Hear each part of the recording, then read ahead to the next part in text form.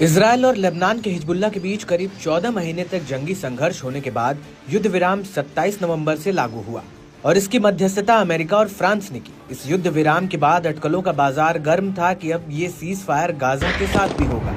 लेकिन युद्ध विराम के बाद जिस तरह से बयानबाजी से वार पलटवार शुरू हुआ और मीडिया रिपोर्ट्स में इजराइल और हिजबुल्लाह को लेकर अलग अलग रिपोर्ट्स आ रही थी, उससे ये भी अंदेशा था कि क्या युद्ध विराम वाकई में सफल रहेगा।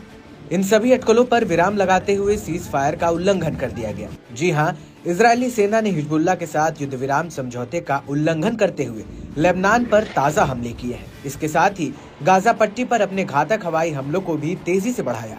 इस हमले की जानकारी खुद लेबनान की तरफ से दी गई है। अपने आधिकारिक एक्स हैंडल से लेबनानी सेना ने कहा कि इजरायली कब्जे वाले बलों ने कई बार युद्ध विराम समझौते का उल्लंघन कर दिया। इसके लागू होने के तुरंत बाद और अगले दिन इन उल्लंघनों में हवाई उल्लंघन और विभिन्न हथियारों का उपयोग करके लेबनानी क्षेत्र पर हमले करना शामिल था।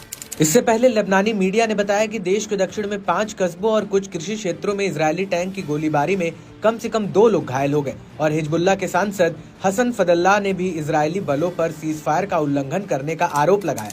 उन्होंने कहा कि इजरायली दुश्मन सीमावर्ती गांवों में लौटने वालों पर हमला कर रहे हैं। इजराइल की तरफ से सीज फायर का उल्लंघन किया जा रहा है।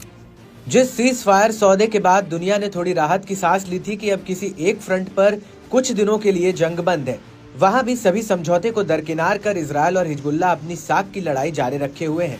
इस बात को खुद इजरायली सेना ने भी माना है, क्योंकि 27 नवंबर को सीज फायर होने के बाद भी उसने 28 नवंबर गुरुवार को दक्षिणी लेबनान पर अपने हवाई हमले की जानकारी दी और कहा कि आईडीएफ ने क्षेत्र में अपने घरों की ओर जा रहे लोगों पर गोलीबारी की। सीज फायर होने के बाद भी दोनों अपने हथियारों के मुंह को नहीं रोक पाए, क्योंकि सीज फायर के 48 घंटे के अंदर एयर स्ट्राइक को भी इजरायल एयरफोर्स ने अंजाम दिया।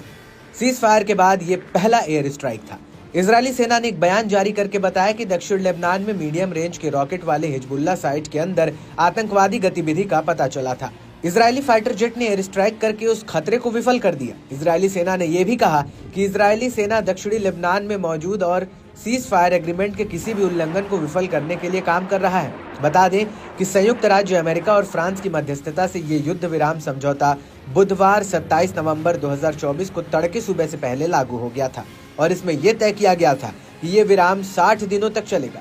लेकिन जिस तरह से युद्ध विराम के महज घंटे भर बाद ही जंग उसी तरह से जारी है, तो आने वाले 60 दिनों में क्या क्या होगा ये तो वक्त ही बताएगा।